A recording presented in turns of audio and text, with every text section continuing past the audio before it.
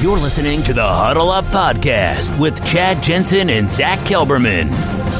Join Broncos Country's deep divers at milehighhuddle.com and sound off. And now it's time to drop some knowledge. Okay, we're live, but we got to let the stream breathe just for a few moments while we bring on Facebook. Get the whole MHH famdamly together here, and we're good. Welcome in, everybody, to the Huddle Up Podcast, presented, as always, by Mile High Huddle, powered by Overtime Media. I am your host, Chad Jensen, and with me, as always, is my co-host, my partner in crime, my fellow football priest. You know him, you love him. He is Zack Kelberman. Zack, you and I predicted a win this week for your Denver Broncos, and you know, I predicted Jerry Jeudy to have a little bit bigger output in terms of production, but nevertheless, I saw big things on the horizon for Drew Lock and company. What's your gut reaction off the cuff to Denver beating Carolina 32-27? Let him hate. Let him hate. This is exactly what we thought we would get from the Broncos offense when Drew Lock is managed correctly. Far and away, Chad, by far, Pat Shurmur's best game as Broncos offensive coordinator. He was aggressive where he needed to be. He took the chances where he needed to. And also, he worked the short end of the field. Play action, got Lock on the move. It's no coincidence, Chad. 4 touchdowns. Lock's best game in a Broncos uniform. And it should put to bed some of the doubt surrounding his upside. We've seen his floor in Denver. We've seen what he can do in a worst-case scenario with the Broncos this season, but rarely have we seen the glimpses of what he can do with his ceiling when his potential is realized, and this is without Noah Fant. This is without Courtland Sutton. This is with a reshuffled offensive line missing Garrett Bowles and DeMar Dotson against a Panthers defense. This is not the Jets, Chad. This is not a horrible, hapless team like the Cowboys on defense. This is a well-coached Carolina team. On the road, Denver was playing. Lock went in there, found his weapons, made the big throws, and for once, Denver won on the strength of Lock's arm. They won because of Drew, not in spite of Drew. Very encouraging performance, Chad. There are steps forward he's taken this year. This was a massive leap forward for Lock this season. I would say, and people could pick nits here, but I would say this is the closest thing to a full 60-minute performance from Drew Lock that we've seen in his career. Like, for sure. I would argue that his performance against the Texans last year in Week 13 was more impressive only because it came against a more competitive team, right? The Texans ended up being the AFC South champs and whatnot, but nevertheless, he really trailed off from the middle of that third quarter on in Houston, whereas, you know, he made plays in pretty much every quarter. Now, I guess you could argue if we're looking at the actual box score here, I'm looking at the first quarter of play, and you know, it wasn't perfect. The Broncos didn't get on the board offensively till the second quarter. First quarter, of course, was Deontay Spencer's big return. But I think this is a big step in the right direction. And Drew Lock said earlier this week, Zach, that they were going to, the Broncos offense, to quote him directly, was going to take a big jump in Carolina. And I think Andrew Morrow here on the Super Chat, thank you, Andrew. This is a big reason why. He says, Melvin Gordon, did he earn his contract yet? I think so. Once again, Zach, the Broncos got a Herculean contribution from Melvin Gordon, even though it didn't result in, you know, huge, prolific fantasy stats. We'll go through some of the stats later on, but he was a rock for Drew Lock today.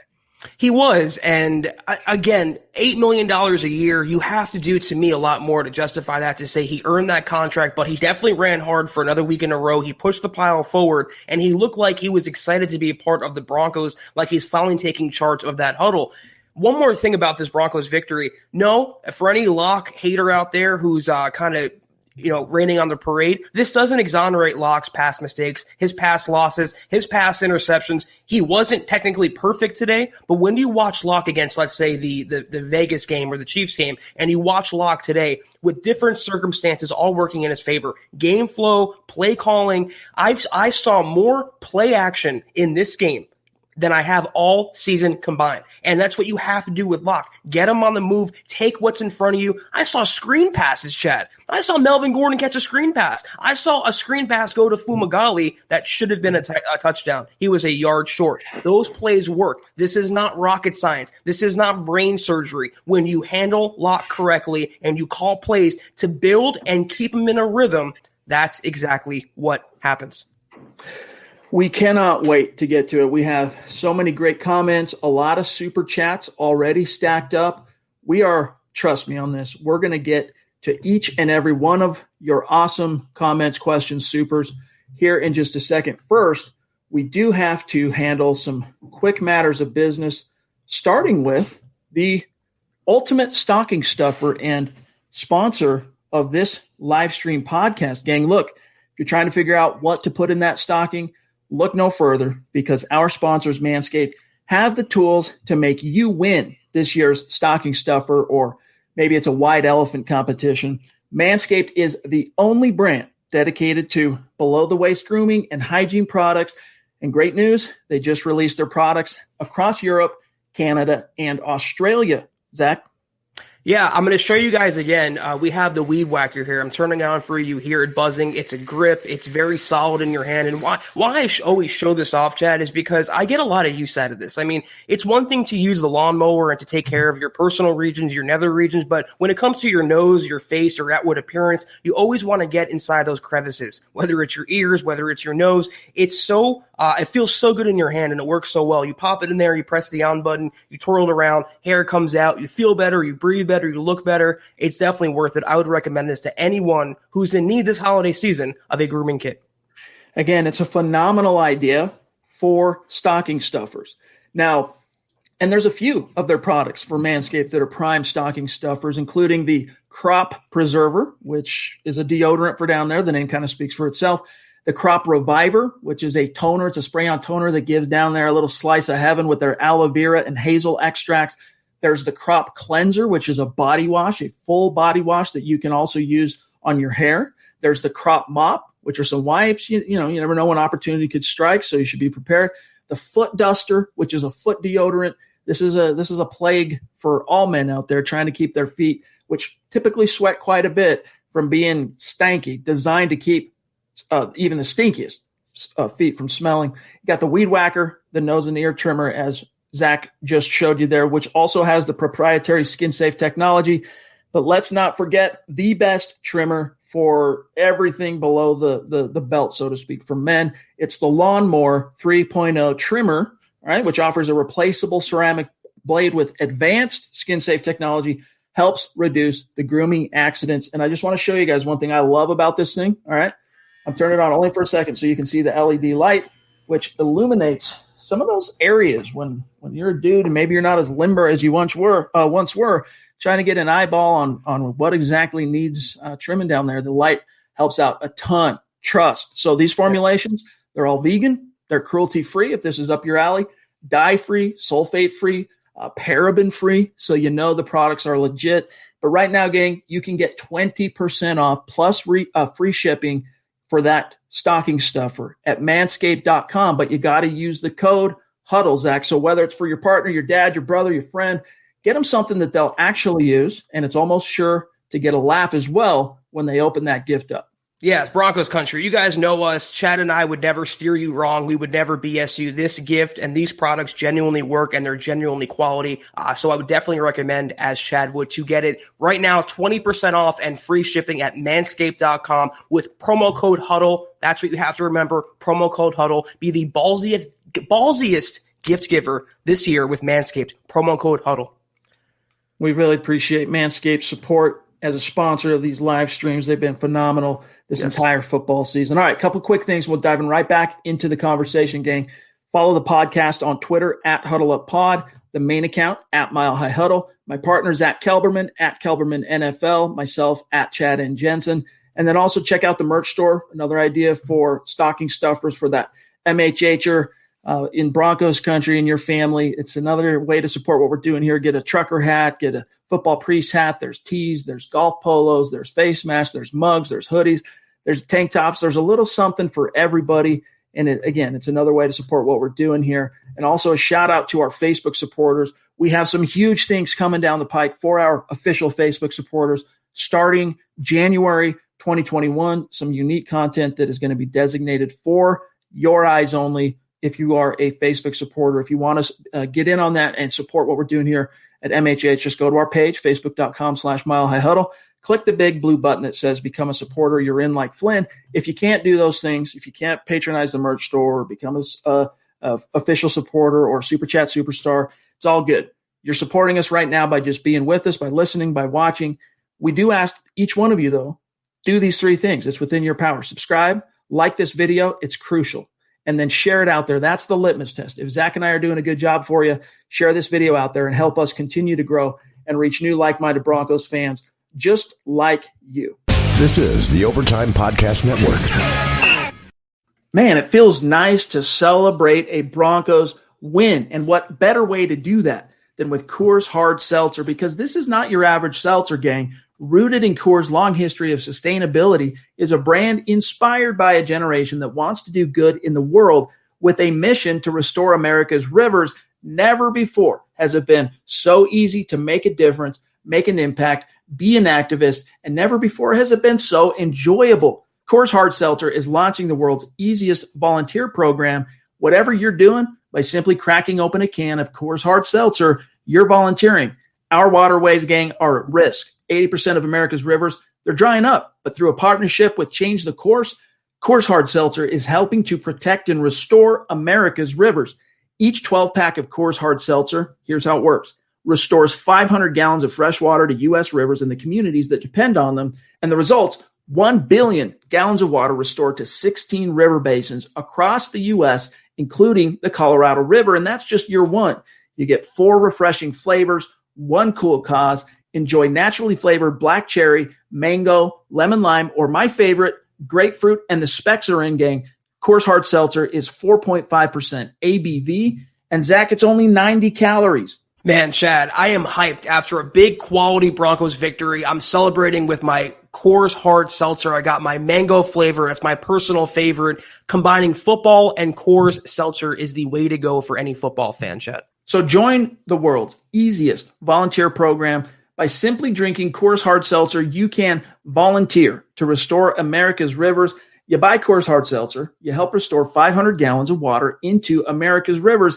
It's really that simple. So visit CoorsSeltzer.com to find Coors Hard Seltzer near you. That's CoorsSeltzer.com.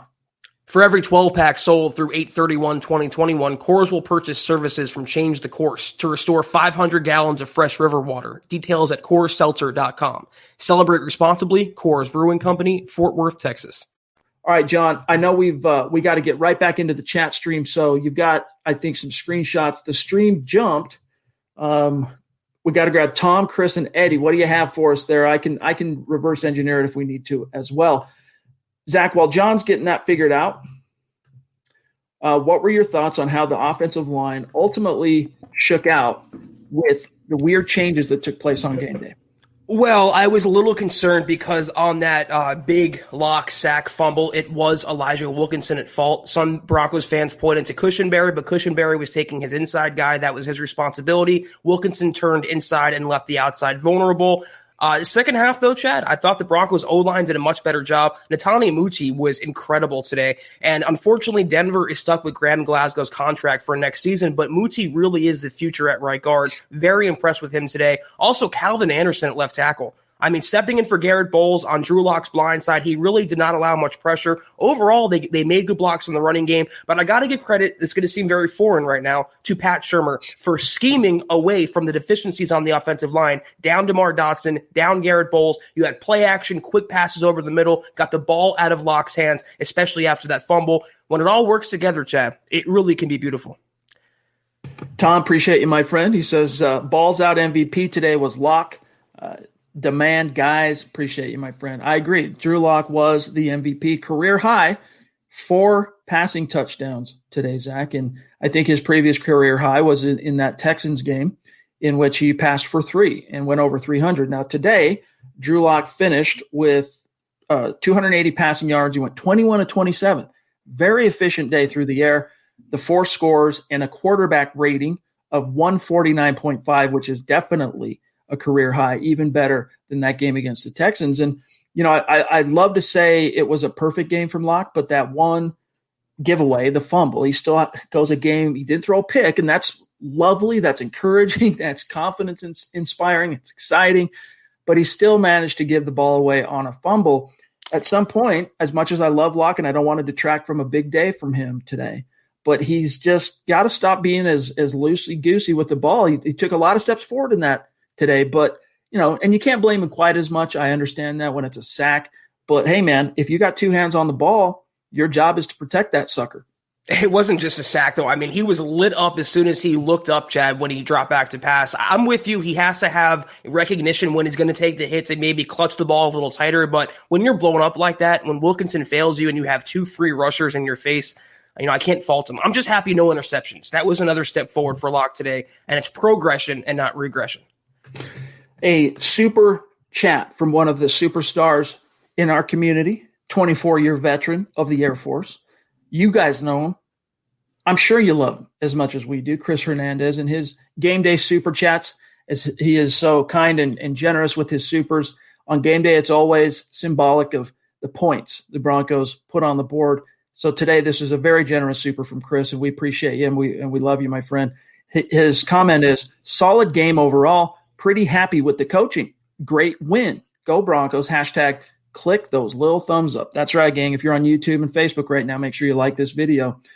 Zach, it was encouraging to see some of the steps forward tactically from both Shurmur and Fangio, but I'm not going to lie. I was getting a little worried there in the fourth quarter with Fangio's defense just allowing 75-yard scoring drive after 75-yard scoring drive to Teddy Bridgewater. But in the clutch, when the chips were down, they got to stop. And here's what's interesting about that, Zach, is Vic Fangio's defense, since he's come to Denver, has more often than not in those situations given up the drive, right? They've relinquished. They couldn't get off the field in the key moment. And today, though, they managed to do it. I mean, even earlier this season, when you're going against the Tennessee Titans, all right, Fangio makes some boneheaded decisions with clock management and whatnot, but nevertheless, that defense had a chance to preserve a lead and get the win if they could get Ryan Tannehill and everybody off the field.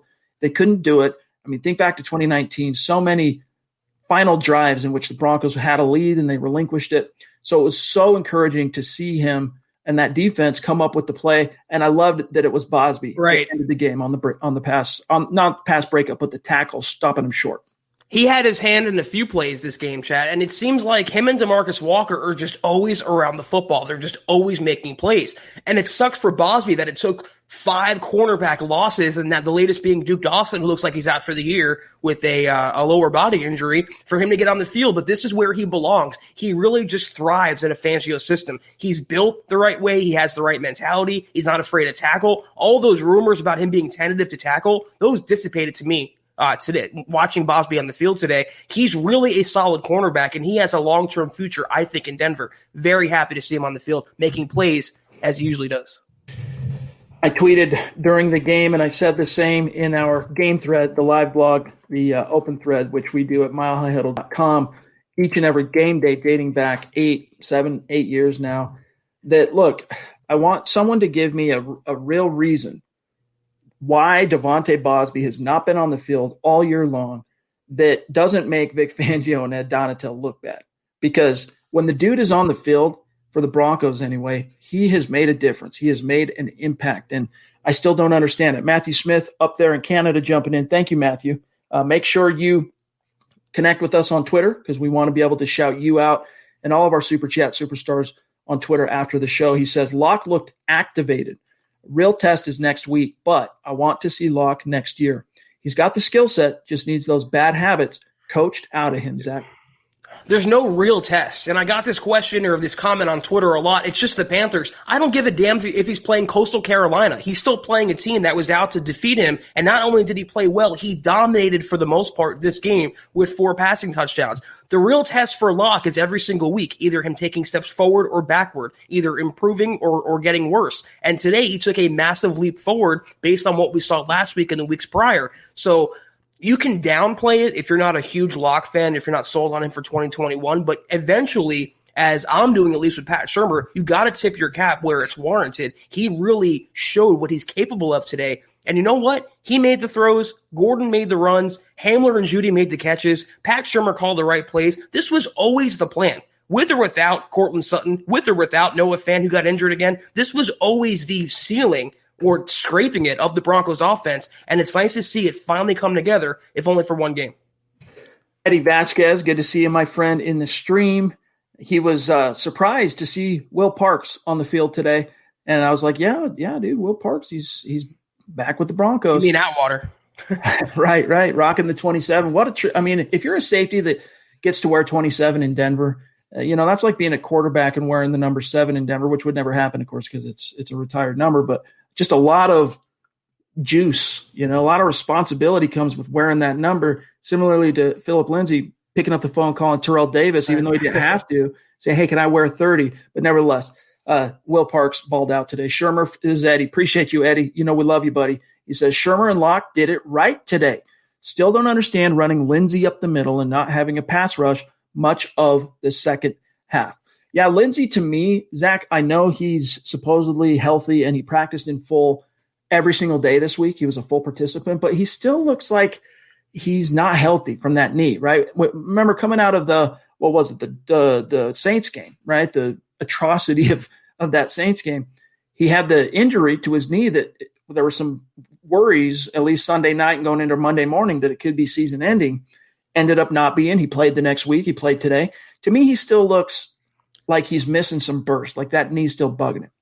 Could be the toe as well. I mean, he's been pretty banged up this year, but that's the one gripe, I guess, if there is one for the Broncos coaching and Pat Shurmur, is how many times are they going to run Lindsay up the middle into a brick wall for either 1 yard or no yard before they abandoned that concept? Is it 200 times, 1,000 times, 5,000 times? It's almost every other play on offense. Run him outside. Throw him a screen pass. Line him up in the slot. He caught a ball today, Chad. He proved his hands work. He proved he can catch passes. Give him the ball in space and let him use his speed and natural ability. That's the one area consistently where Pat Shurmur, almost like he has a vendetta against Philip Lindsay, almost like he's been told, listen, Melvin Gordon, we're paying him what we're paying him. Lindsay, we're paying him what we're paying him. Treat Gordon one way and treat Lindsay another. To me, it's still baffling. For what it's worth, Lindsay caught 2 balls today. He was targeted twice, caught them both. Only 7 yards receiving, but I concur. I thought he couldn't catch passes. That's what I was told. His hands don't work. Smith Corona jumping in with a very generous super. Appreciate you, my friend. He says, I was hating on Locke last week, but got to give him and the offense props considering the O-line shuffling and the loss of Fant. Good point, Smith Corona. And again, thank you for your support and generosity, my friend. Zach, no offense, started this game, and it was bad news for me on my fantasy team because I started him today. But he pieced out to the locker room toward the end of the first quarter, apparently battling an illness, and wouldn't be surprising to learn it's the same illness that cost Garrett Bowles the first start of his career. But, yeah, Drew Lock, give him his props, man. There were still some times, like we talked about during the halftime rapid reaction stream, Zach, where Lock kind of seemed still a little disjointed, kind of lacking some fluidity, just things not perfectly clicking. But he really put his pedal to the metal from, I would say, the last 5 minutes of the second quarter through the end of the game. Listen, his passer rating in this game was 149.5. A perfect passer rating in the NFL is 158.3. He went 21 of 27 for 280. He averaged 10.4 yards in the air and had 4 touchdowns. And that last one, a Hamler, the dagger, Chad, it was just a beautifully thrown ball, beautiful play call. You're starting to see what Locke can be in this offense, given some time and given the expression you use, time on task. And you add that with, I see the comments, drink every time I mention Shurmur, with Pat Shurmur calling the right game for him. This is what he can do without Noah Fant, without Sutton, with a reshuffled offensive line. It's just the talent Locke brings to the table that Rippon or Blake Bortles or Jeff Driscoll just do not have. Bronco Batman, good to see you, my friend, jumping in with a super chat. Appreciate you, Bronco Batman. He says, great win. Locke took a step forward. Let's go. He did take a step forward, undoubtedly. Let's grab this extremely generous super from Pobby, as she is known in our community as the princess of MHH, and extremely generous support here of MHH and the channel and the podcast. And much love to you, Pobby, and your cute niece that's in your profile pic there on YouTube. What a doll. She says, does Pobby, what a game, what a win. Absolutely enjoyed the game.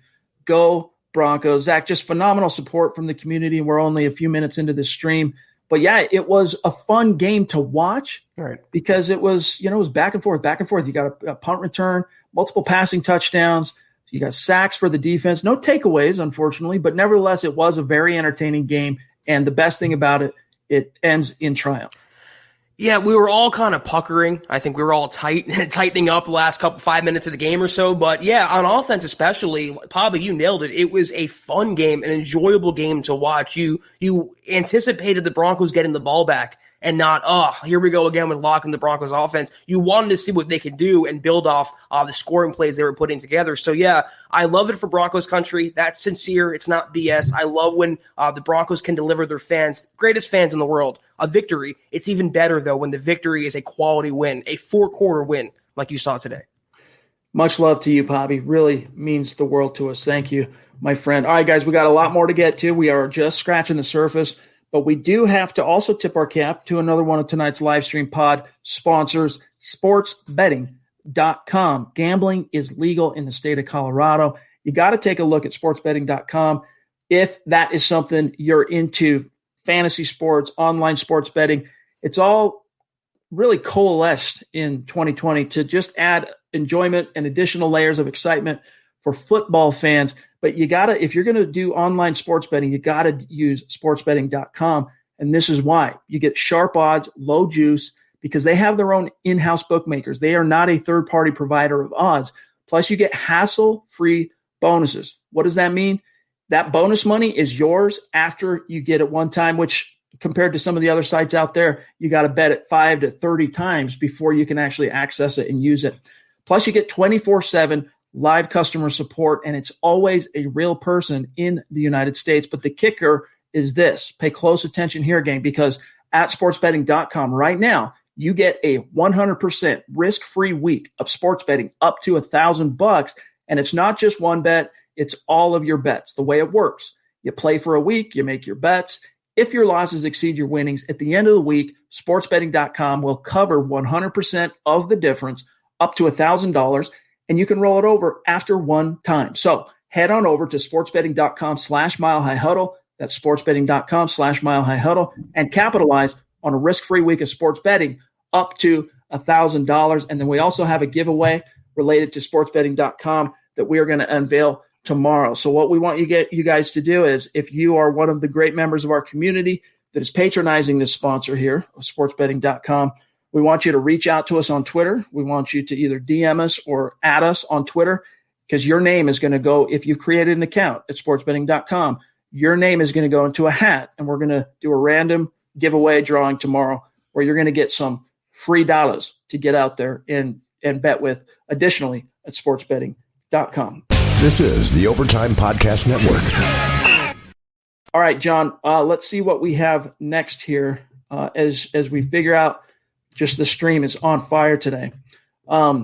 Zach, your thoughts on Bradley Chubb? He got close a couple of times. And in fact, on 2 of those sacks, he was involved. But as I'm looking here at the box score, the way it was actually credited, Bradley Chubb, let me double check. So I want to make sure. Yeah, he didn't end up getting even a half sack on either of those 2 he was involved in. Although both of them, he deserved at least a half sack. He should have come out of this with 1 sack. Pressure is production, though. And he was right there. I mean, you can say he should have split it with DeMarcus Walker, even though I thought Walker was there first. But Chubb is always impacting the play. And it doesn't have to end with a sack, like a successful pass for a quarterback doesn't have to end with a touchdown. He can do things to help out the defense. Tachu had a good game. Draymond Jones had a good game. DeMarcus Walker had a good game. So he's doing things to help out his teammates. He's not going to always get there. Far and away, though, this season was a massive victory for Bradley Chubb, who looks right back to being the Bradley Chubb of old. Trevor Pierce on YouTube says, how about Drew effing Lock? 21, 27, 77% completion, 280 yards, 4 touchdowns, no picks. Silencing the haters like bam. That's why you got to stay patient. The dude has the skills. Patience is key. Zach, I would concur that this is a good example of why you don't want to jump to conclusions. And we reshared a meme that was going around last week that was basically comparing Drew Lock, his first 14 starts, to Josh Allen in Buffalo. And a lot of people jumped on us, even a lot of our friends and colleagues in the biz, that, hey man, if you're going to compare Drew Lock's first 14 to Josh Allen, then why don't you compare him also to so many quarterbacks in their first 14 with similar stats that ended up busting out of the NFL. Yeah. But it's just another example. What we're trying to portray there is quit being so quick to run to the cliff and jump to conclusions, because sometimes you jump off that cliff, there's no going back. You're Wile E. Coyote. You're dropping to the bottom of that canyon. And this is the same process we've been harping on for months now. You're going to see the bad games like the game against the Raiders, but you're going to see a very valiant and productive effort like you saw today against the Panthers. This is part of the QB process, guys. This is what I'm saying, and Chad's been saying for weeks, if not months now. You have to trust it. You have to be willing to go through the bad to get to the good. And again, it didn't make him a Pro Bowler or maybe even the franchise quarterback for the future, but it was a leap forward. It was a 4-quarter effort. And dare I say, for the most part, is Locke getting better as the season's going on? Can we say that? If that's the case, that's all we wanted was steps in the right direction. And today, it wasn't just a step. It was a jump forward. Big time. Longtime listener of this show, longtime superstar in our community, dedicated Broncos fan, dedicated supporter of MHH. Much love to you, Dylan. He says, if Drew continues this momentum into the Bills game, I'll be completely sold on him. Still on the fence as of now. And that's fine. That's fair. I think that's a fair assessment. If you were, if you had really soured on Drew, this was a big step to kind of go, all right, I'll give the kid more of the continued, I should say, benefit of the doubt. But it's just ironic, Zach, that now he's going up against the quarterback next week that he has been so recently so often compared to. And so what, though? If he doesn't throw another 4 touchdowns, this game becomes invalidated. It doesn't matter what he did, and he's suddenly a bust again. This is why, to harp on your previous point, you can't react or overreact to every little step along the way. Sometimes you have to be patient and be like, okay, let me step back and reassess this in a few steps from now, a few months from now. Let Locke play the Buffalo game and the games that follow, and then form an opinion at the end of the year. If he has a bad game next week, it doesn't mean his good game this week is overridden or overruled. Jess jumping in. Love you, buddy. Good to see you. One of our superstars, longtime listener. He says, oh, W with all those injuries. Let's go.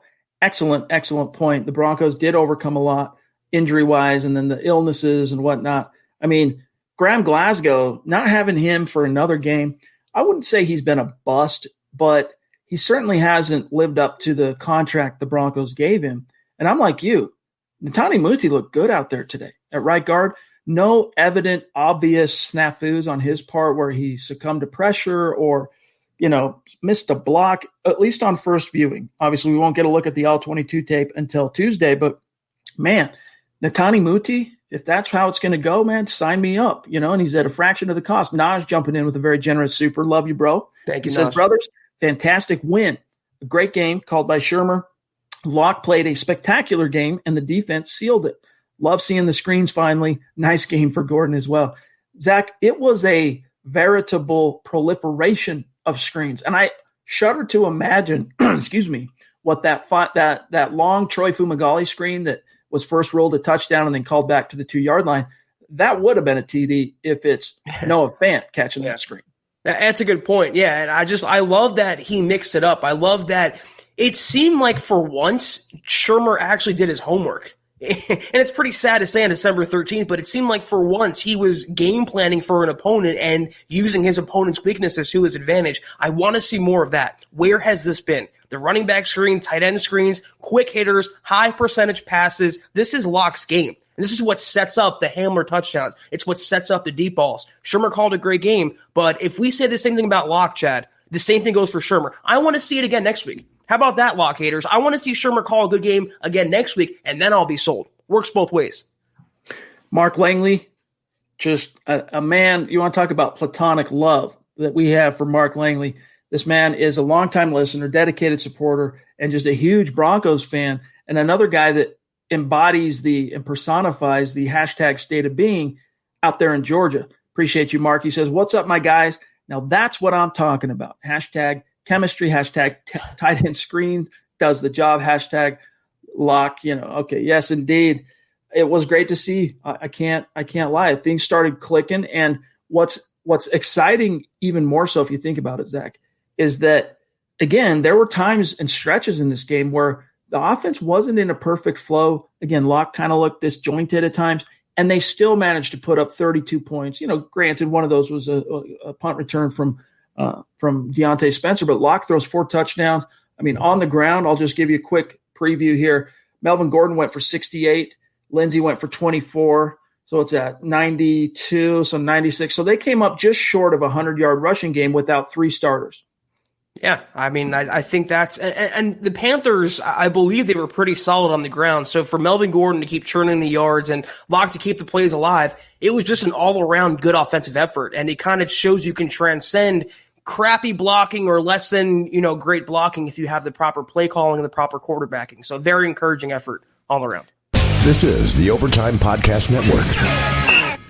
Pickle Ian jumping back in on Super Chat. Really appreciate that, my friend. This was a question that he had during our rapid reaction halftime stream, which we didn't really have a lot of time to go into. So thank you for not only reminding us, but supporting the cause with another Super Chat. He says, so we won. Kansas City beat Miami to keep us alive. Let's talk about it, guys. Can we make the 7 seed? All right.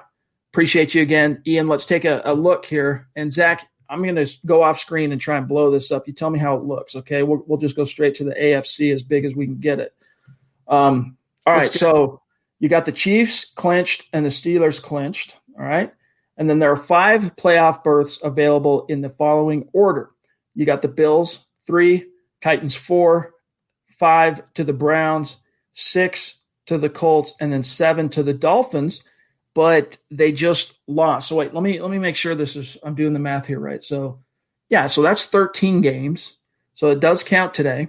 So there's the top 7 if the playoffs started tomorrow. All right. On the bubble, you got the Raiders chilling at number 8. You got the Ravens at 9. I can't believe the Ravens have fallen this far out of the playoff picture. That's quite a shock. Then you got the Patriots at 10, 6 and 7. Then the Broncos at 11 at 5 and 8. So, I mean, you look at these teams. The only team on this schedule that, well, I guess you could say the Bills, but they're pretty much in it with not enough games left to go to blow it in terms of the Broncos. So you got the Raiders, Zach, or the next team or the only team on the schedule remaining in which the Broncos could really make a leap. But you need the Patriots who haven't played yet this week, they have. Let's see, 6 and 7. Thursday they lost. That's right, they did play already this week. So that's current. So 6 and 7, the Ravens, and then of course the Raiders. So it's 3 games left to go. If the Broncos win out, they definitely have a shot, I think, at that 7th playoff seed over here, which the Dolphins currently own. But it's going to take a comedy of other factors outside their control for that to happen. But all they can focus on, Zach, is winning out. If you go game by game, win out, then it's possible. But even then, it's not guaranteed. Right. It's going to take a massive blessing from the football gods for the Broncos to get in the playoff field. They have to win out and get some help. But you know what? If they win out or even go 3-1, or if they have a good stretch of victories, that's arguably more important to take into the offseason. Positive momentum, something you can build on. And what a lot of fans fail to realize, playoffs or not, the Broncos have a very big young nucleus. They have a core talent, Chad, on offense and defense, and the future is a lot brighter, even on offense, than most fans realize. Even if they don't make it, for what they've done in an injury-ruined, pandemic-marred year on defense, now on offense, is worth praising. And if Locke can establish himself going forward with this type of effort, I want to see that going into the offseason. Well said. Jeff Hepner jumping in. Thank you, Jeff, a name we don't recognize on Super Chat. So welcome. Thank you. Appreciate you. Love you guys. Don't get to listen live often. I think Locke is our future with proper coaching, and the haters can shut up. Yep. Hey, we love you too, Jeff. Thanks for showing some love here. Make sure you connect with us on Twitter if you have a Twitter account. And if you don't, go create a Twitter account and connect with us. And it's another way to keep the conversation going in between streams. But yeah, the Locke haters, I mean, even those, we'll say it in the most generous sense, all right? Even in Broncos country, the fans who were completely off the Locke wagon, they kind of had to take a step back today, Zach. Let them hate. That's why the hashtag is born, Chad. Let them hate. They'll see. They'll come around. Mr. Castillo jumping in. Good to see you, my friend. If you're on Twitter, reach out because I look for you each and every night and try and find you to tag you. And there's a lot of Castillos out there. There's a lot of Mr. Castillos on Twitter, but I don't know who's who and if that's you or if you're even on Twitter. So reach out and let us know. But he says the attention put on Judy by the Panthers defense shows his worth as a first-round pick at least 3 times, covered by 3 or 4 defenders. leading to big plays. And the television broadcast did a great job, Zach, of illustrating one of those plays. That was a 31-yard connection to Tim Patrick, in which Judy's route just cleared out, as he says here, 3 or 4 different defenders and just opened it up wide for Patrick. And, you look at Judy's final stat line today, he ended up being targeted 4 times, so exactly the same number as last week, but he caught 2 of them for 42 yards, finished 3rd on the team with 42 yards receiving. The star of the day receiving was KJ Hamler, who had 2 catches. Both of them were touchdowns, 86 yards. I was going to say the thing that makes him a first-round pick, the thing that, the reason the Broncos drafted him 15 overall, his route running. If you watch his footwork off the line, that 31-yard catch that Judy had, he owned his cornerback. He embarrassed him. What he can do with his feet and creating separation and getting open, this is why he was frustrated. This is why he spoke out. This is why he wants the ball. It doesn't make him a diva. It makes him a very talented guy who can do a lot more than what he was doing. We saw a little glimpse with the ball in his hands today, but it's encouraging that KJ Hamler got involved. The Broncos are finally using their young talent to Locke's advantage. We got Cody Potter jumping in, one of our superstars. Appreciate you, my friend. It's good to see you. He says, Locke to Hamler, first deep ball touchdown in a while. Let him hate. Agreed, my friend. It was really sweet to see. One of them was 37 yards. One of them was basically 50 yards or so. And, yeah, it was – you finally saw Pat Shurmur, Zach. Here we are sitting in week 14 of the 2020 campaign, figuring out how to utilize that speed of Hamler's, which, as you saw today, takes the top off. No one can run with it. It's like him and Tyreek Hill are similar in that no corner, no DB, no safety can run with him. He's learning that KJ Hamler's fast. He's learning that high percentage passes work. He's working that screens work. It's sad that it's taken all these losses and until December 13th, but at least we saw today when it all comes together how harmonious the entire process can look, Chad. John, do we have NH5? If not, I can reverse engineer it. And then we got KR from the top rope. Here she is. Wow. Very, very extremely generous, and everyone knows how much Christy means. That's why she's the queen. To MHH, indeed. That's why she's the queen, and it just humbles us and thank you so much, Christy. Blows our mind, Zach. And again, Christy's been with us a long time as an MHH supporter. But she just week in, week out, and she's the best.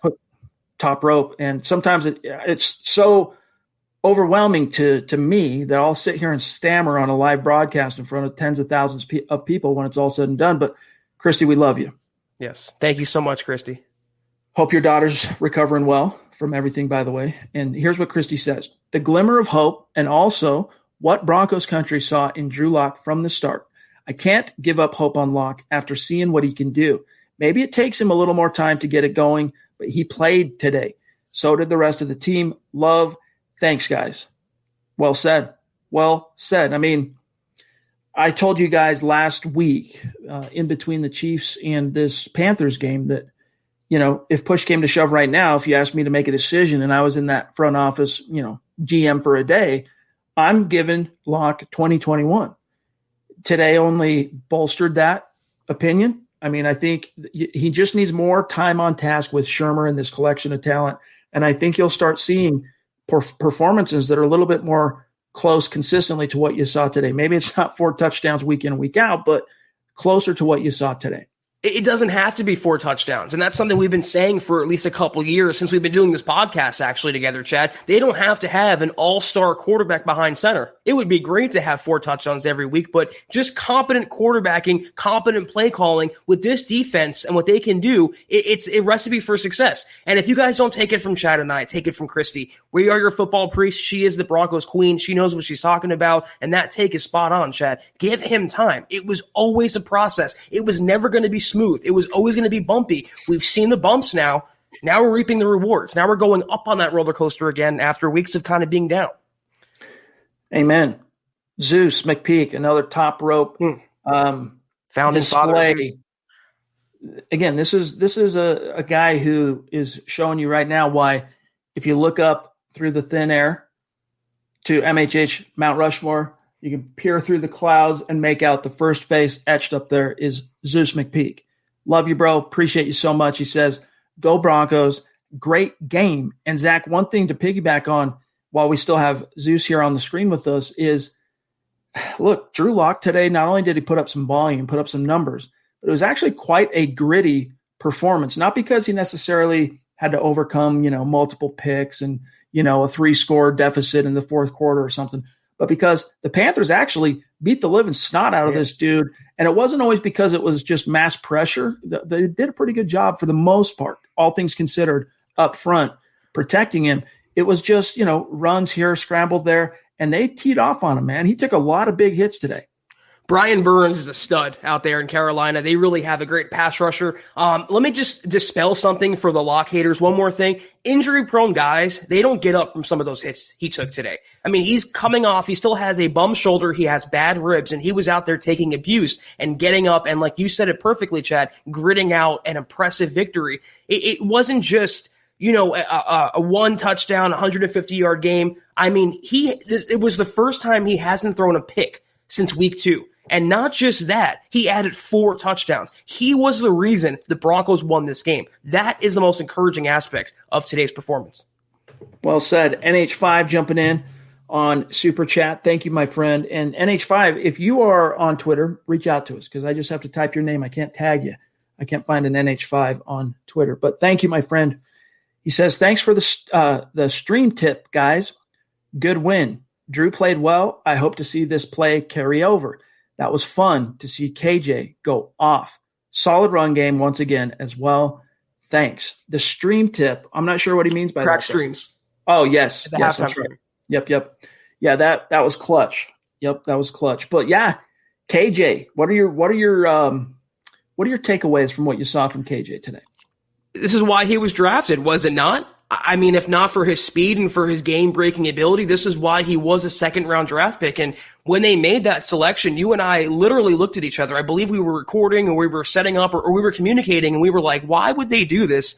Why would they spend another draft pick on a receiver? But this is why. When you pair KJ Hamler with Jerry Jeudy, okay, on a day they don't have Noah Fant, a day that Jeudy doesn't go off, you have KJ Hamler popping off. This is what he can do to a defense. And for years, we were screaming and begging and pleading for that juice. We thought we would get it with Carlos Henderson, Isaiah McKenzie. That didn't happen. We finally have it now, or the Broncos do anyway, with KJ Hamler, and Pat Shurmur is utilizing or recognizing his speed, and Locke is getting him the football. And when all those things align, Chad, in that perfect triangle, it really is beautiful to witness.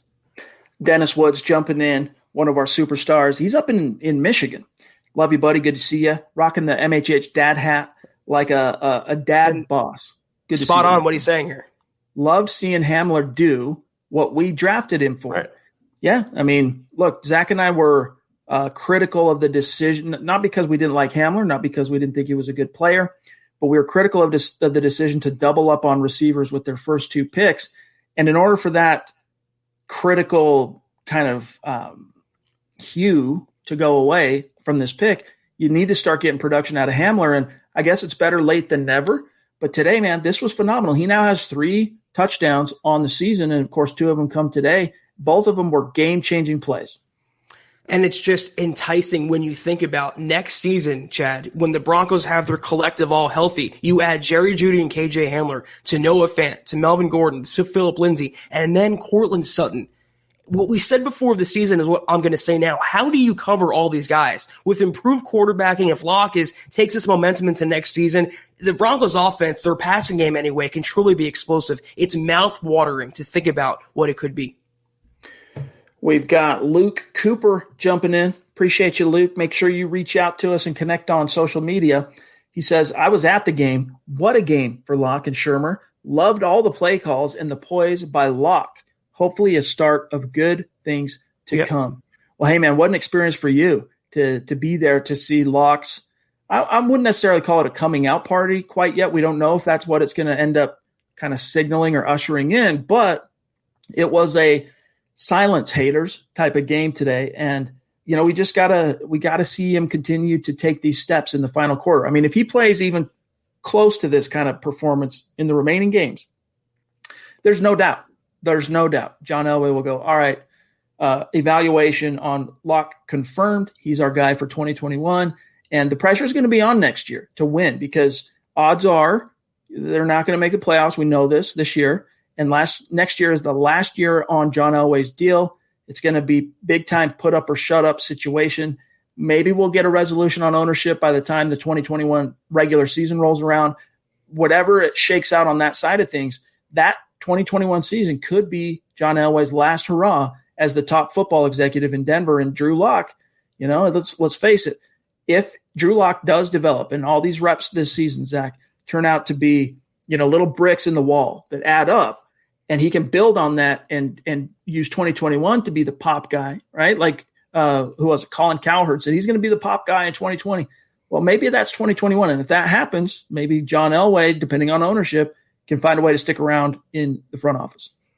I think this was his coming out party. I mean, those that are afflicted with lock derangement syndrome want to take away the Houston Texans game last year. They say, his performance, the upset, they didn't have any tape on him. He was a young quarterback. It was luck. It was a flash in the pan. Whatever excuse they had, those don't fly in this game. I mean, again, it's only one victory. It was the Panthers who are in a playoff team. He still threw for 4 touchdowns. He almost had a perfect passer rating. The Broncos won because of his arm talent, because of what he did on the field. So yes, in terms of being the Broncos QB for 2 seasons now, I think it was his best game by far in a Denver uniform. And for the most part, a coming out party when at this point, unlike last year in the Houston game, everyone counted him out. Everyone discarded him, even the NFL, not letting him play in a game, not letting the Broncos have a quarterback. This was to show, listen, guys, listen, NFL, listen, Goodell, listen, 31 other teams. We are legit. We have talent. We can make noise, and you will see.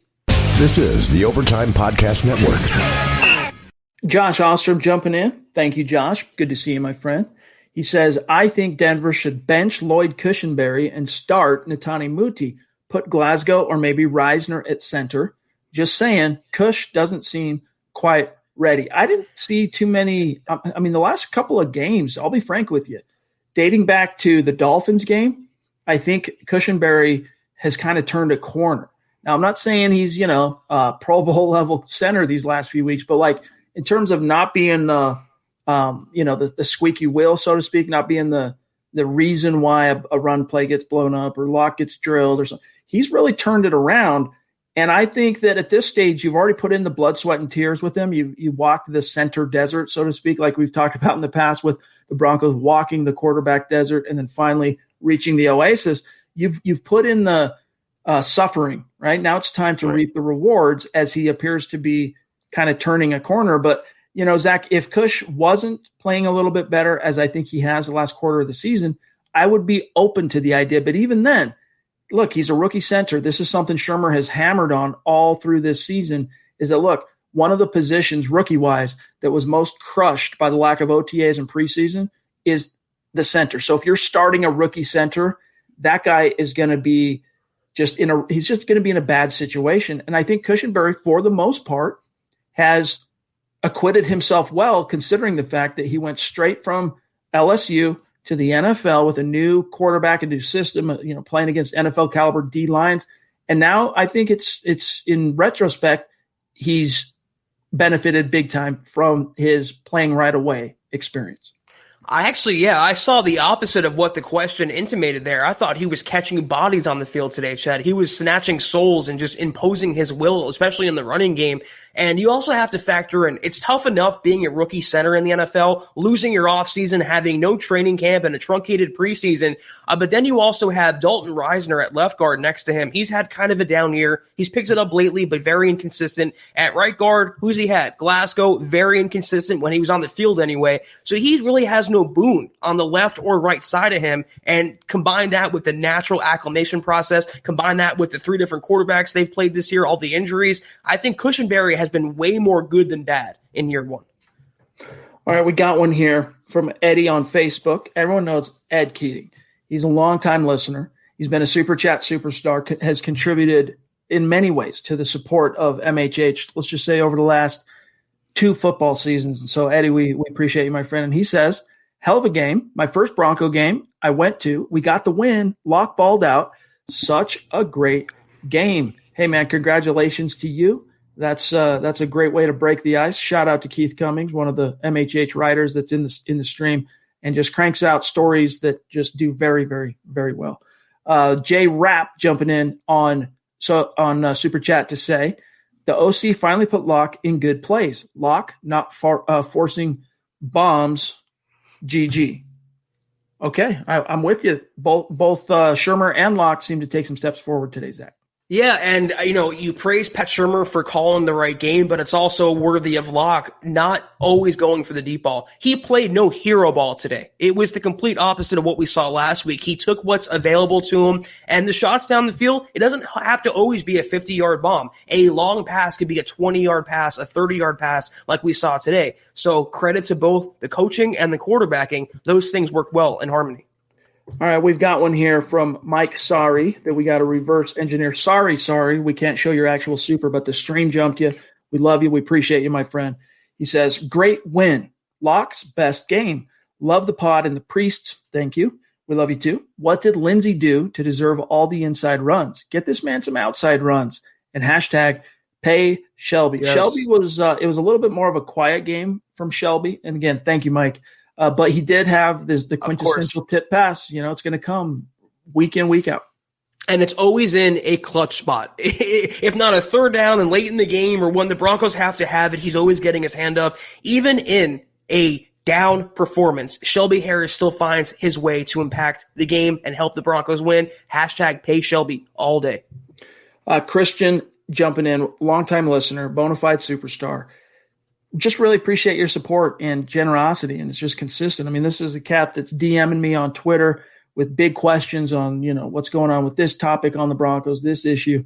Very engaged and dedicated Broncos fan. So shout out to you, Christian. He says, I think we can all agree that we found our guy in Locke for the long term after his monster performance. I'll just for the sake of all the people right now that are saying, yeah, but to this super chat, I'll just be that devil's advocate for a second. This was an encouraging step forward. This was an encouraging display of progress from one Drew Lock, Zach, but it's not definitive yet.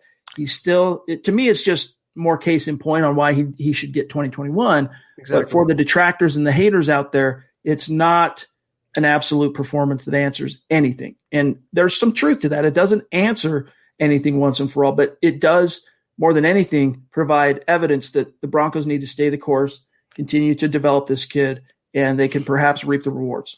The only thing today proved is that it's an up and down process. The only thing that today proved was what Chad and I have been drilling into your guys' heads for 3 months now. You're going to see these good games. You're going to see the bad games. It's what's so with the young quarterback. But just as a loss or last week's game doesn't make Locke a bust, I'm a big Locke fan. Today didn't make him a franchise quarterback. Today still didn't allow me to say, okay, Drew, you get all of 21, no competition, no backup, no reps, nothing. He still has to earn that, Chad, but he didn't take a step backward. He progressed forward today. And again, the Broncos won on the strength of what he can do. To me, that's the most encouraging. Chase Wellner, longtime listener with the super chat here. Appreciate you, Chase. He says, do you feel better about double dipping at wide receiver in the draft? I definitely feel better. I think the only way we're going to get a real answer on whether that was the right decision is through 2020 vision in retrospect, going, 3 or 4 years into the future. You'll be able to look back and say, was that the right decision? I think at this point, seeing KJ Hamler produce some volume. Now, this is the second game this year in which Hamler was a deciding clutch factor to the Broncos notching a win, and they only have 5 of them. So, yes, it does get me closer to that for what it's worth, my friend. But I'm still, I still question whether or not that was the right decision. But I love Hamler. I think he's a stud. If they use him correctly, that's my preface with that. If they get Hamler involved in the game, he can be a game breaker on the Tyreek Hill spectrum. And you pair that with Tim Patrick, who's phenomenal, Chad. I think he's proven he can be a starting receiver on many other teams in the NFL. The Broncos were fortunate to have him as their, number 4 guy when everyone's healthy. So great player. When it all can work, Hamler can be a decoy for certain players, or he can be the main guy and take over a game. Great talent. Got to get him involved consistently. Jalen Isom jumping in on Super Chat. Thank you, Jalen, a name we don't recognize. So welcome. Thank you. Connect with us on Twitter. Jalen says, 3 times this season, the Broncos score 30-plus points. First time in years. That just shows that the Broncos can score if everything goes right. I think what it shows, Jalen, is that, they're on the right path. There have been some bumps in the road, but they were one of the teams in the NFL most inordinately impacted by the pandemic-influenced season, by the lack of reps in OTAs and preseason, because they have a young quarterback, A, and B, because they brought in a new coordinator. And so, unsurprisingly, you're seeing with more time on task, they're showing progress. It's just unfortunate, but no one should be too surprised by it. It's just unfortunate that it's coming so late in the game after really, they've kind of lost their opportunity to control whether or not they can make the playoffs. But again, when you add up, I should say, all the personnel losses, I mean, frick, we could sit here for an hour talking about the loss of Von Miller and Jarrell Casey and Mike Purcell and Cortland Sutton and, the corners. And I mean, we could be here all day long. And so it's encouraging to see it. And I think it's more of it's more evidence that they're on the right path. Yeah, it's a testament, first of all. I mean, we blame Fangio for this when it doesn't go right, but Fangio had his guys ready to play today. He had his coaches on point, the right game plan in place. And what if they can pick up a victory having, without their best linebacker, without their best receiver, down their two cornerbacks, without their best defensive lineman, I mean, at some point, no matter who you're facing, it's a major handicap. And when they even are afloat, when they're even competitive, it's worthy of praise. When you win a game like today, when you're down Cortland Sutton, when you're down Noah Fant, when you're missing your starting tackles, when one of your running backs doesn't have a great game in Phillip Lindsay, what did Locke do? What did the Broncos do? They rose to the occasion. They didn't play down to the Panthers. They didn't throw their hands up. They didn't quit. They didn't wave the white flag. This was a quality win for 4 quarters. And yeah, you can say woulda, coulda, shoulda, or what if, or, it sucks it's so late now, but better late than never, guys. We're seeing what the coaching staff can do with their potential. We're seeing what the players can do playing to their potential. And maybe this year is already kind of a wash, but next year going forward, that's what's important, the future of the Broncos. And I think we're discovering who's a part of that. Dion on Facebook says, how can there be so much negativity after a win with Locke balling? Broncos country confuses me sometimes. Yeah. Well, Broncos country is a little bit traumatized right now, to be fair, Zach. It's also, not to make this like a human rights issue, but it's the state of society. People are just not pleased no matter what. I'm not saying everyone, but there's a sect of people, Chad, in sports and politics and life that are just not happy no matter what. Locke could have thrown for 1,000 yards today and thrown for 10 touchdowns, and it wouldn't have been enough. There's some people who just revel in misery. And you know what? Let them hate. Black Knight wants to know on Twitch, what's the news on the injuries? We don't know. We went live immediately following the game. So when we go live like this, gut reaction immediately following the game, we forego being in the Zooms and seeing what the reports are on the injuries. So we'll have a report on that at milehighhuddle.com following this live stream. There will be some articles covering all that. So stick with us and check back on the site.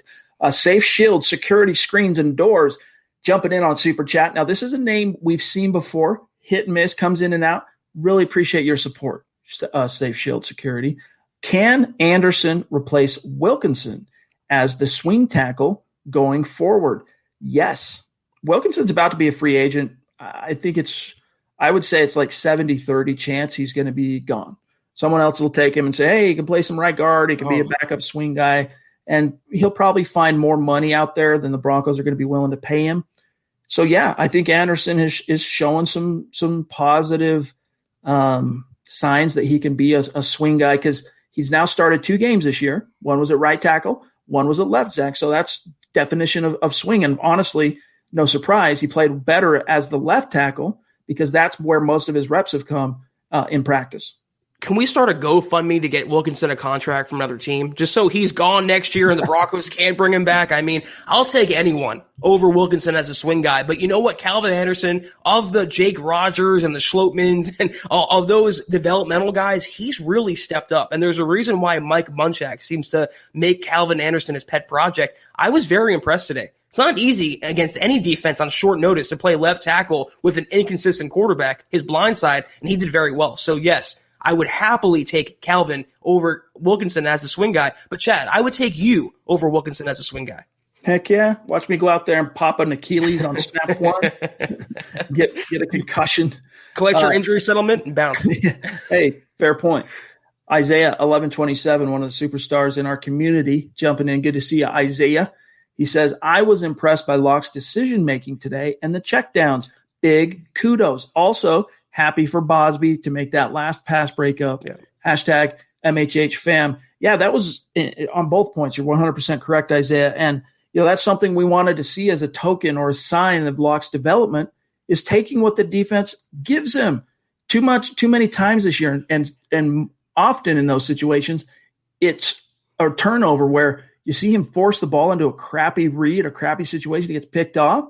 And then you look at the film and you're like, there's 3 guys underneath wide open. Why are you trucking it, 25 yards downfield into double coverage? We saw him not do that, A, this week, and then also B, taking what the defense get. But does it seem like to anyone else that it was drilled into Locke's head by Pat Shurmur or maybe Vic Fangio not to play hero ball this week? I mean, he didn't really take any chances where I'm like, oh, Drew, no, why did you throw that? I think most of his passes were decent reads, if not good reads, and he took what's available to him. So again, credit to Pat Shurmur, credit to Locke. Both of them, they've been the culprits this season, and today they were the heroes, not the goats, for once. All right, we got Corey H. jumping in. Appreciate you, Corey. It's good to see you, my friend, a bona fide superstar. He says the key here is not to get too high or low. Let's just let him play it out, talking about Locke. But this game was still mismanaged at the end with bad play calls. Very concerning. I think he's talking about offense, right? That last possession on the goal line after – by the way, kudos to the Panthers. Credit them for that. Kind of psyching the Broncos out. Are they going to do an onside kick after the final touchdown? Great kick. Water got, and then they end up pooching it. Perfect kick, man. That dude is sly, and forced Deontay Spencer to have to return it when it just stopped on the freaking 1 or the 2, and that was just a phenomenally executed special teams play that made me a little bit peanut butter and jelly, considering the Broncos' struggles on specials. The comment does bring up a good point. The play calls that came after that punt, it was 2 Lindsey runs up the middle. And then on 3rd down, it was a shotgun pass from their goal line or their end zone. And Gordon caught it in the end zone, Chad, and almost got tackled for his safety. It's like, drop the ball, dude. You're good. The Broncos will punt. Live to fight another down. It could have been disastrous. I agree. The Broncos kind of got a little complacent toward the end, but the Panthers get paid too. They turned it up. It wasn't enough, though. Locke did enough. The Broncos did enough. Denver victory. All right, guys, we're starting to wind it down for today, but we have a few superstars that we cannot leave out in the cold. Pickle Ian jumping in again. Thank you, Ian. Leave Coastal Carolina out of this, Kelberman. Just saying, guys. I don't care the opponent. A win is a win is a win in this league, and I'm never apologizing for him, ever. All right, we've also got one here from – now we can't show his phenomenal YouTube profile pic, but MHH – male model, Muhammad Badri jumping in with the super. The stream jumped you, so I can't grab the card, but Muhammad, we love you, my friend. Appreciate your support. He says, great win. Go Broncos. Shout out to MHH rock stars, Chad, Zach, and the Beast. Appreciate you, Muhammad. And yeah, John, he does a lot behind the scenes, man, to make this production what you guys see on a day in, day out basis. So shout out to Johnny Baby. Follow him at John K MHH on Twitter. We also have one here from Murphy Bros Collectibles that I can't grab the card, but I can do a reverse engineer. I got to grab this real quick. We don't leave anyone out in the cold as it relates to our superstars here on a live stream. Oh, you got it, John. Throw them up. What do we got here? Some He-Man action figures. We got some Darth Vader. Rad. That's cool, man. Maybe you're a child of the 80s like myself. Appreciate your support. Reach out and connect with us on Twitter, Murphy Bros.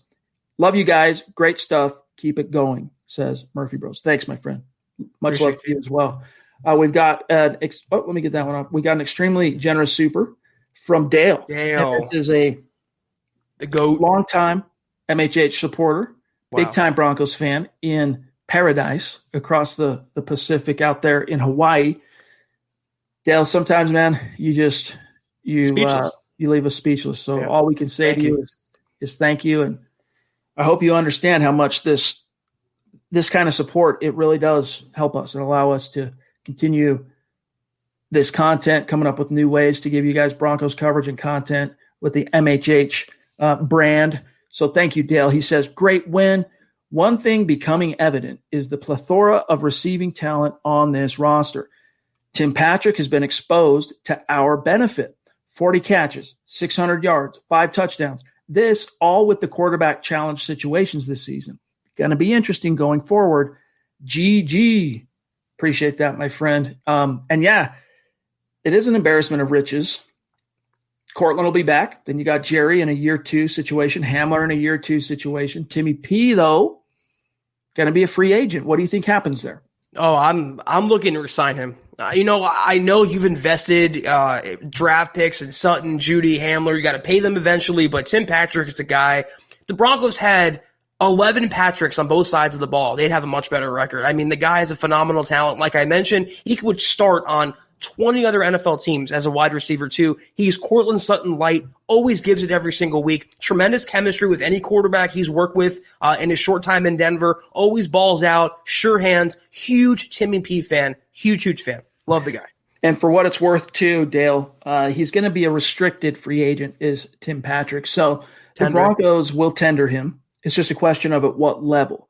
They might be wise to, well, I'm trying to think of how this might work process-wise. If they tag him and trade him, that might actually be quite to the team's benefit if it can work out that way. Because I'm not saying get rid of him. I love Timmy P. He's been, again, he's a burgeoning number 1 wide receiver in the league.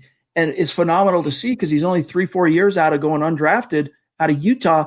And he steps into the gap to where you expected Jerry Jeudy to be that number 1 this year. And it's been Timmy P. So I think the Broncos will probably tag him at the second round level and probably look to trade him. I'm not saying that, I'm not reporting this. This is just me speculating. See what kind of bites they can get out there. And Isaiah jumps in again, Zach, and then I'll serve this over to you. Nobody talking about Spencer's big time return.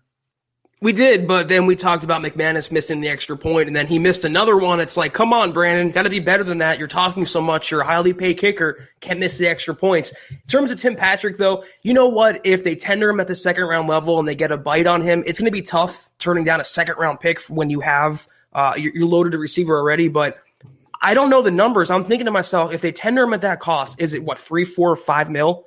For next season? It's like 3.5 if it's a second round tender, I want to say. So, I mean, in that sense, you're paying Tim Patrick $3 million. That is chump change for what he brings to the table. I would almost venture to say if you're dead set on keeping him, even a first round tender, that's a little more. It's still a better deal than re-signing him to a multi-year contract. But he's earned it. Love the guy. Big fan. Rello Takeover jumping in, a name we don't recognize. And welcome, my friend. Thank you. Appreciate the support. And by the way, John, before I grab Rello here, we got 2 from BG. One's a little bit before Rello and then one after. But Rello says, Broncos have so much potential. The coaches have to make the right plays. Half of games are lost by coach decision. I agree. The Broncos do have a lot of potential. You know, there's a part of me that's always going to wonder, like, because so much of player success coming out of college and going to the league, especially on the offensive side, Zach, is dictated by landing in the right situation with the right coaches. And I'm always going to wonder what could have been if Drew Lock, keeps Rich Scangarello in year 2, or if he, what could have been if it was a different offensive-minded head coach. But that's woulda, shoulda, never going to know. The Broncos have what they have. It's Vic Fangio, it's Pat Shurmur, it's Mike Shula. And what we all need to focus on, I think, at this stage is that when the chips are down and everyone's kind of writing the Broncos off offensively, you saw them take a massive step forward after a game in which they played the Chiefs hella tight. Now, no moral victories in the NFL, for sure. That goes without saying. But this is 2 weeks in a row where there have been signs of optimism, reason for, being excited. You can't look to the past and fixate on that and worry over that and woulda, coulda, shoulda. It's just mental masturbation. You have to think about the present and the future.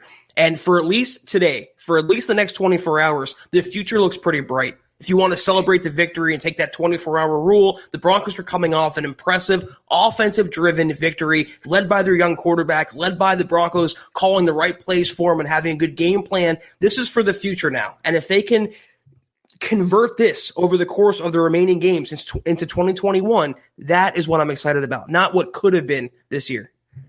BG, longtime listener, bona fide superstar. He's a guy that's up there on our Mount Rushmore. He's been with us since day one. Appreciate the super chat, my friend. He says, was Fant out for this game?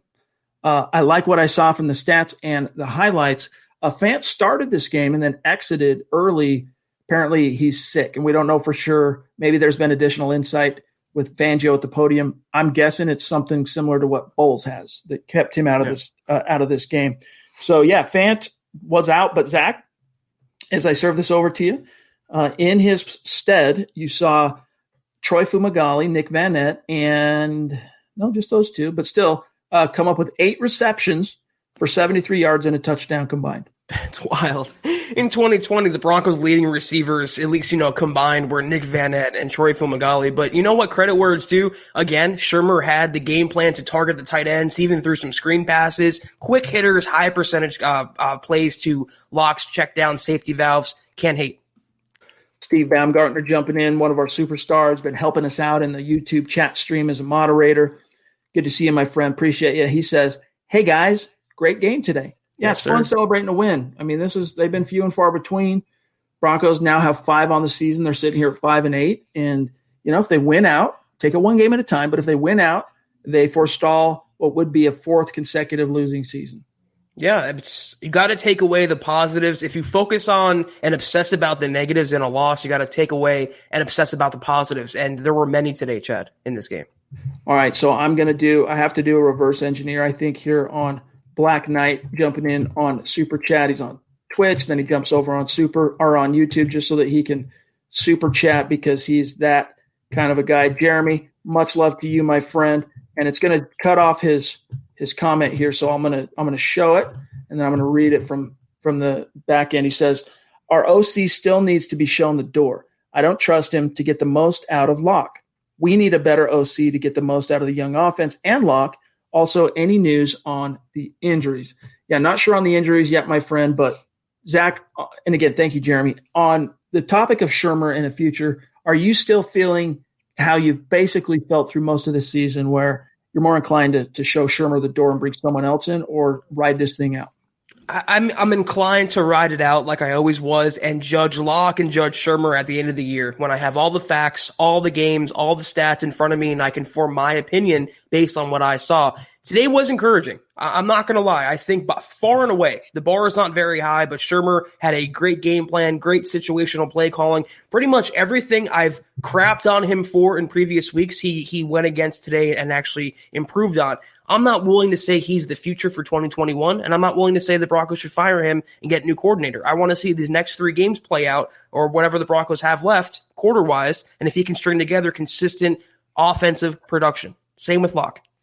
All right, we got a handful left here, but Zach, we are running short of precious time, so we really have to rapid fire these remaining super chats. From Kenneth, love you, buddy. He says, who do we resign? Deshaun Williams, Devontae Bosby, or Dotson? I say you resign them all. I really do, especially Bosby and Dotson. Hey, much love to Deshaun, big Deshaun Williams.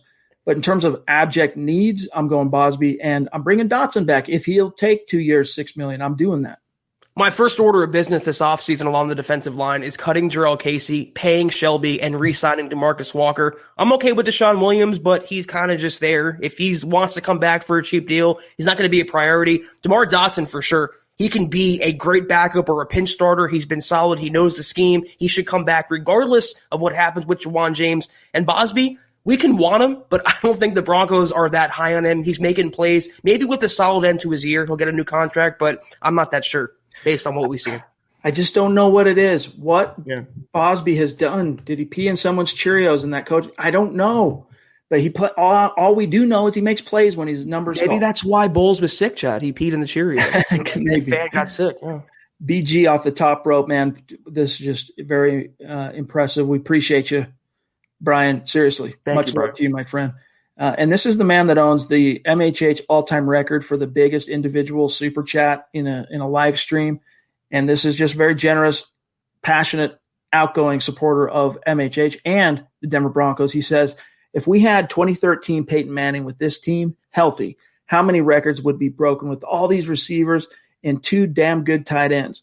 He didn't have these kind of weapons and still broke all kind of records. I don't think he ever had this kind of offensive weapons.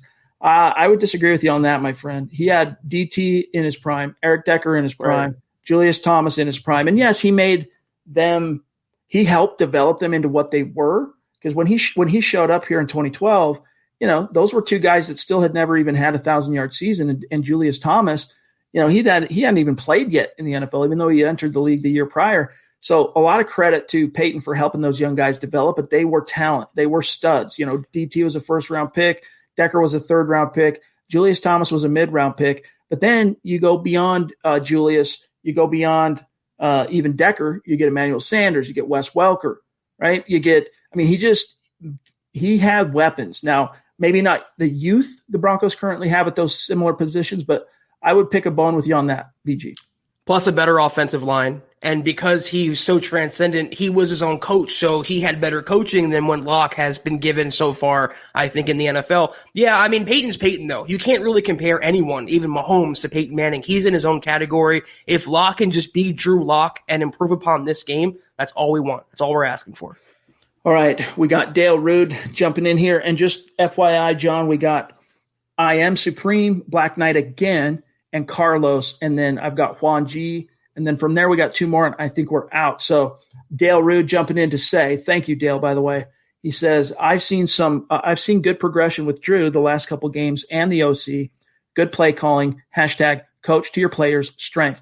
Yes. And, hey, you know what? I would actually dial it back to the Miami game in terms of OC showing progress. So I would say, you got to take out that Saints game. It was just an outlier. It was a forgettable. You can draw nothing from that.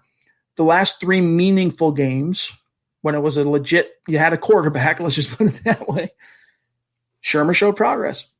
I would even venture to say in the Chargers game, in the fourth quarter anyway, he showed progress, and Locke can adapt to different plays and different environments and circumstances. But yeah, Shurmur hasn't been 1,000% terrible this year. He's done good things in spurts, in pockets. The only thing is, and the same thing the Locke haters are saying, they want to see that consistently. Well, so do I. I want to see him next week against a better team overall, call the same kind of game, have the same kind of game plan, do your homework, and maximize Locke's strengths. That is Pat Shurmur's sole job, Chad, and he finally executed it correctly today. We got a super sticker from MHH male model, Muhammad Badri. Thank you, my friend. Really appreciate you. Seriously, much love to you, my friend. Means the world to us. Is that the only super sticker, John? I think it is, right? So let's grab Juan G real quick here. He says, I seen Drew get to his third and second reads under a collapsing pocket. Look, they grow up fast. Love you guys. Never stop. Thank you, Juan. You've been anytime I see you in the stream, Juan, you've shown us some love. So we appreciate you, my friend. And he was, Chad. He was going through his reads and not playing hero ball and not forcing things. And again, a credit to him. And it seems like the coaching staff drilled into his head. So it's big time progress. All right, we're almost out of time here, but we got Stu Meat jumping in with a super sticker. Got the emoji there. Very nice. Appreciate you, my friend. Stu Meat loves the super stickers, and we love it too, my friend. Thank you for the support. It means the world to us. John, do you have I Am Supreme? If not, I'll throw them up right now on the back end. Let me see. Let me get it pasted in here. Let me just grab him. Thank you, I Am Supreme 22. He says, Drew Lock with the early Christmas gift. Let's go. And there it is. There's his actual super. Amen, my friend. Yeah. The stakes for me as a child of the 80s who grew up with Three Amigos posters on my wall and Elway and all this, it's kind of worn off as when you're grinding and media and whatnot. But hey, I'd much rather celebrate Zach as media. I'd much rather cover a win than a loss. My birthday was on Friday, and so, hey, I'll take that as a belated birthday gift as well. Right. Never apologize for a victory, guys. But when I read it, I thought we're talking about Andrew Luck because he's supposedly I got confused. I'm like, no, he's not. That wouldn't be a Christmas gift. Let's focus on Luck for now. John, do you have Black Knight's other one and Carlos? There he is. Appreciate you, my friend. Jeremy, you're a stud. He says, oh, yeah, just to throw this out there, Twitch and YouTube name picking is very odd. Oh, well. Yeah, so on YouTube, it's Black Knight 232. On Twitch, it's Black Knight 323, I want to say. But yeah, very, very interesting. What about Carlos? Do we have Carlos? I don't want to skip Carlos. There he is. Carnalitos from Carlos Oliva. Appreciate you, my friend. El Laco played well. Nice win. On to Buffalo. I like that. Maybe we need to put a shirt up. El Laco. El Horse blank Laco. Yeah. El Horso. Did we get this one? I believe, yeah. We did get this one. Yep, we got this one from. All right, let me see. Juan. Okay, I think I've got Murphy, and I think we're out of here. Let me grab Murphy. Let me find Murphy here. Bear with me. There he is with another super. Wow, that's 2 today. Thank you, my friend. Do you think Von Miller is going to be expendable? Man, that's a deep question. My gut is all in for 2021 is John Elway. So I think that my guess, this is pure spitball here, Zach. Broncos will approach Von about restructuring and giving him 2 years on his deal and more money if he'll take some cap off 2021, and they can sell it as, hey, it's not just taking a pay cut. This isn't Peyton Manning 2015 going from 19 million to 15 million. This is Von in an extension, and then it lowers the cap hit for 2021. But I think John Elway wants to, if 2021 ends up being his swan song, he wants to go out with with his boys, and Von's most certainly one of Elway's boys. Am I naive or unrealistic to think that Von's going to return no matter what next year? I mean, pay cut or no pay cut, they can create cap space by releasing at least 3 guys, Boye, Jarrell Casey, and Kareem Jackson for like $35 million in combined salary cap space with negligible dead money. You have Joe Flacco's dead money coming off the books next season. They're going to have cap room. They don't have to restructure Von to create cap space. If he's amenable to it, fine. But I wouldn't try to create bad blood where there's not. I do think Von comes back next season regardless. He might come back this season for what it's worth. They got this win. Mm-hmm. He's been in practice. He's running and jumping on that ankle. Don't be shocked. Mark Anthony Ignacio jumping in. Thank you, Mark. Haven't been too happy with Locke this year, but show progression for the rest of the year, and I'll be happy to give him another year. Drink. Yeah, cheers to you, my friend. And I totally understand it. I really do. BG jumping in again. Appreciate you, my friend. He says, speaking of OCs, you guys give me OCD from the super chats jumping. OMG, LOL. Hey, man, we wish there was another way to we wish there was a way to avoid that. But what we use for our stream service, StreamYard, which is a phenomenal service, by the way, when it's a really busy chat, it just jumps and we can't go back up to grab it, click on it, and show it. So we have to come up with other things. And then he says, BG, again, thank you. Sorry, I don't think DT can hold Cortland Sutton's jock strap. Sutton can catch the ball, and Decker is not better than Judy or Hamler, in my opinion, and Fant and Alberto possibly as good or better than Julius. All right, so I don't think it's too subjective. I think he's got a fair point on all this stuff, but I'm going to take at this stage the production over the potential. Right, exactly. I thought that Cortland Sutton will go down or could go down as the best receiver in Broncos history, better than DT, better than Rod Smith, and it still could happen starting next season. The rest of those, though, listen, as enticing as Judy and Hamler are, their potential, they're not realized yet. Eric Decker was a very, very, very solid wide receiver, too, in the NFL for many years. I mean, Judy and Hamler will both probably tell you they have a ways to go before they get to that level, but they're on the way. All right, guys, that's going to do it for tonight's episode. The gut reaction of the Huddle Up podcast coming out of your Denver Broncos 32-27 road win over the Carolina Panthers. Enjoy this one, relish in it, soak it up, have a great week. In the meantime, follow the podcast on Twitter at Huddle Up Pod and at Mile High Huddle. My partner, Zack Kelberman at Kelberman NFL, myself at Chad and Jensen. Our producer, John K., great Twitter follow. Trust at John K. MHH. And then, gang, another gentle reminder, go get your 20% off and free shipping at manscaped.com. Get yourself that stocking stuffer using the code HUDDLE.